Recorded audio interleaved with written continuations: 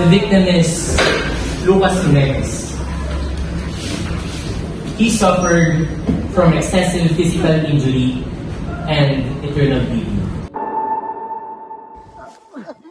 Parang familiar sa akin yung kaso. Hindi ko alam yung buong detalye, but I think that happens in my hometown.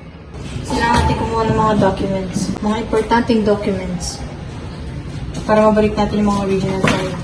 May nakita rin na CCTV footage tsaka unidentified watch na pwede nating makatulong sa investigation natin. Mula ulo hanggang paa. Ano bang inalaman ko sa kanya? Araw ay mag-aantay sa sinag ng buwan.